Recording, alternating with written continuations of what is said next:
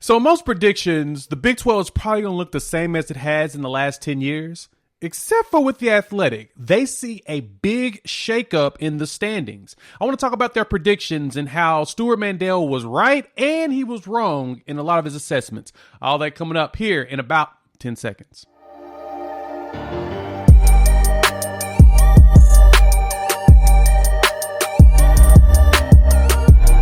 What's good, everybody? It's your boy Jay here with Unfair Sports, talking OU football, college football, and sports in general. On this video, we're going to talk about the Athletics Big 12 prediction and how Oklahoma and Texas are going to struggle, as well as a new king will show up at the top in their eyes. Let's talk about that. We'll dive right into this video.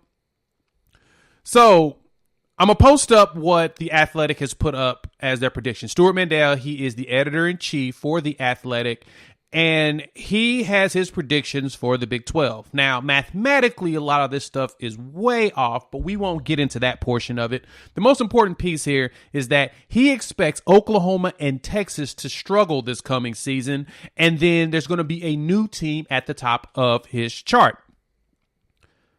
It's fascinating, because everybody else thinks that the Big 12 is going to be about the same as it's been before. It's going to either be Oklahoma, Baylor, maybe Oklahoma State in a lot of people's assessments. But the Athletic went against the grain, and they brought out some actual facts. And so I want to talk through a lot of this. So first off, this is what they look like. This is the Athletics' predictions. As you can see at the top is a team that we aren't used to seeing at the top like this. Kansas State, followed by Baylor, Oklahoma State, Oklahoma, and down the list. And then at the bottom of it, of course, it's TCU and Texas, which is fascinating. They actually have Kansas above Texas, but I digress. Let's talk about, first off, where Stewart is right in his thought process. Because here at Unfair Sports, our goal is to provide a pensive approach to the sports conversation. We want this to be more objective and less Homer-ish, even though there's some Homer-ish isms to this, what we do. So, first off, this is where Stewart's got some things right. Kansas State has a veteran defense. So they're returning 7 on offense, 7 on defense as far as starters go, and a lot of seniors in the defensive field. First off, they have linebacker Daniel Green, defensive tackle Eli Huggins, and corner Julius Brents, who are all veterans on that defense. This is probably Chris Kleiman's best team he's had. And last year he went 8-5 with Skylar Thompson and everybody else that he had on the roster last year. I give him that. This defense could mirror similar to what Oklahoma State put together last year. Oklahoma State had a veteran-led defense, and they stood out. They were one of the best defenses in the country. We can't deny that. I don't know if Kleiman's going to get that out of this team, but at the same time, he was 8-5 last year. So this tells me if the defense is better than it was last year, there's a great chance this team could be even more improved from 8-5, 9-4, 10-3, 11-2. Potential. Next up, where he is right, Adrian Martinez is definitely upgraded quarterback. Now, Adrian Martinez comes from Nebraska. He was their starting quarterback, and he is an upgrade from Skylar Thompson. I liked Skylar because Skylar had a little bit of moxie to him, and he was very much a dangerous type quarterback. He would go out there and try to make it happen.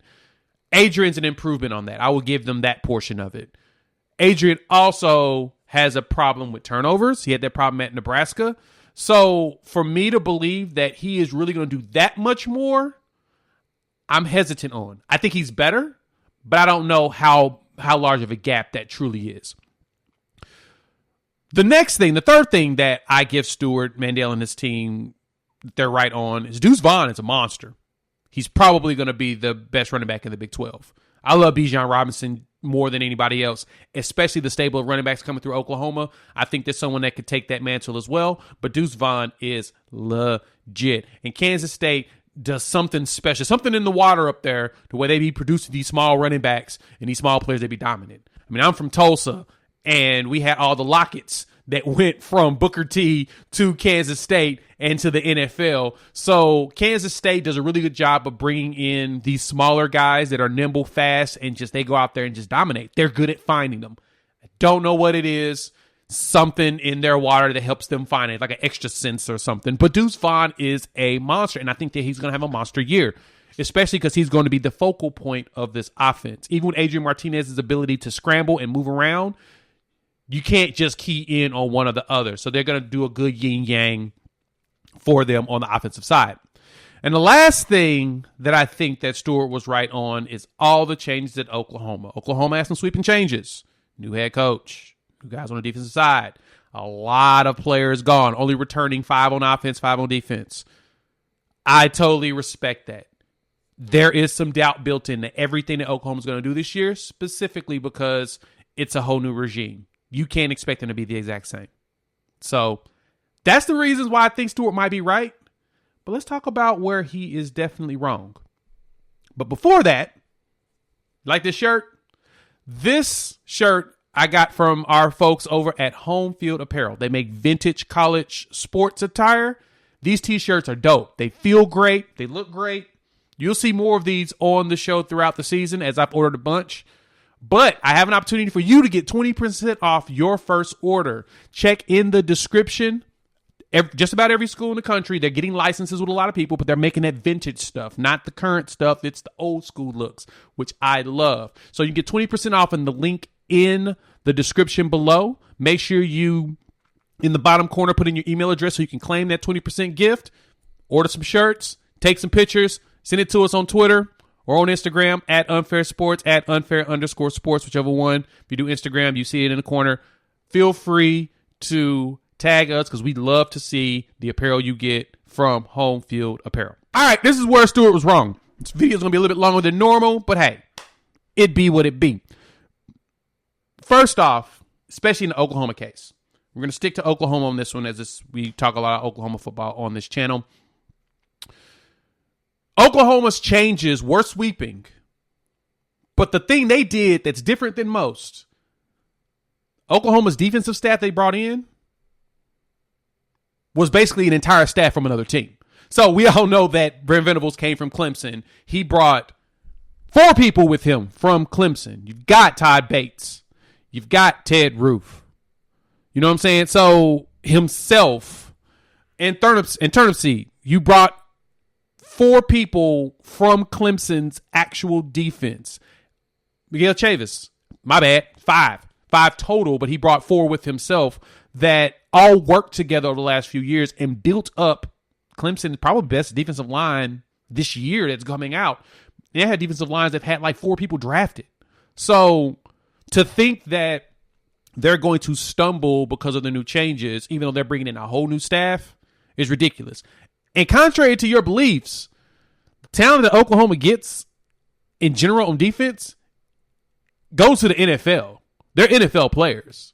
It's just they're just not coached. They weren't coached very well in college. So we're going to see a difference when it comes to that. So that defensive staff coming in, they're not pieces. Most of the time when the defensive staff comes in, it's a bunch of pieces that are brought together from other jobs. No, all these people worked in the same system before, so they know the system together, and they're going to teach these kids that system, and I think that's going to be a difference maker for them. Second thing, I'm going to rattle off 4 things of why Stewart and them is wrong about Oklahoma going to 7-5. The offense is being ran by a quarterback that knows the offense. Dylan Gabriel played for Jeff Lebby his freshman year at UCF. It's the same system, with added a few extra components from Lane Kiffin, etc., and Josh Heupel brought here to Oklahoma. So Dylan Gabriel knows what's going on. He knows everything already walking in the door. And because he knows this stuff, it's going to be a very easy transition in comparison to a quarterback coming in for the first time to a coach that he's never played for. That's why this is a different animal. This is why Dylan decided to not go to UCLA and come to Oklahoma under Lebby, because it makes sense to come play for Jeff Lebby when you know the system and you threw for 3,600 yards in that system.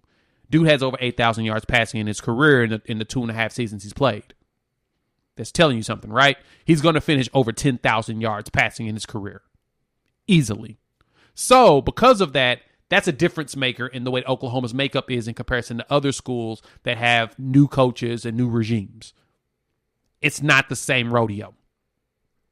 Third thing, these transfers they brought in, a lot of veterans, a lot of people that are on their last year of playing, Maybe the first time in the system, but that defensive line, Jeffrey Johnson, ooh, he's going to be a monster. He was a monster at Tulane, and he's going to be even more of a monster here because he's going to have some great coaching. So that's something to also to consider in all of this.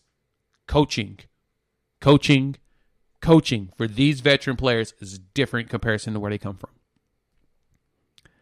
Last thing, they kept all the key coaches as far as recruiting goes. This is probably going to be Oklahoma's best recruiting class in a long time, or probably ever, based upon the players that are coming to the school. This regime did that. This regime kept old coaches that had great relationships, that are really good at their jobs, as well as brought in other coaches that are really great at their jobs, that attracted players that would have gone to the school they were at regardless. Oklahoma has done it. They have lucked out. Oklahoma has lucked out as a school to be placed in this position. Most schools do not get it like this. Go look down the road at Texas. It's not the same. They have lucked out here. So to think that Oklahoma's going to finish at 7-5, outside of the fact that it's mathematically almost impossible, that means they have to lose one non-conference game, and I don't think they use UTEP, Kent State, or Nebraska.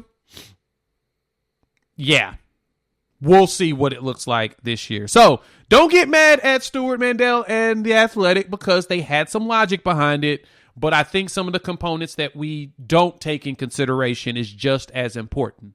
Thanks for tuning into the channel. Please hit the like and subscribe button as well as share because sharing is caring. Make sure you check out the link for Home Field Apparel and get your 20% off some of this vintage Boomer Sooner gear or whatever other school that you enjoy. The gear is fire. Of course, I get credit for it because I'm going to order some more stuff, so I get 20% off just because you got 20% off. So I like to share. Why? Because sharing is caring. And with that, we'll have more videos. We'll have an announcement later today from a couple of athletes, and we're going to talk about my picks on who's going to win Oklahoma's predictions for their schedule. I'll fumble that. So check it out. Hit the like and subscribe button. Appreciate y'all tuning in. Peace.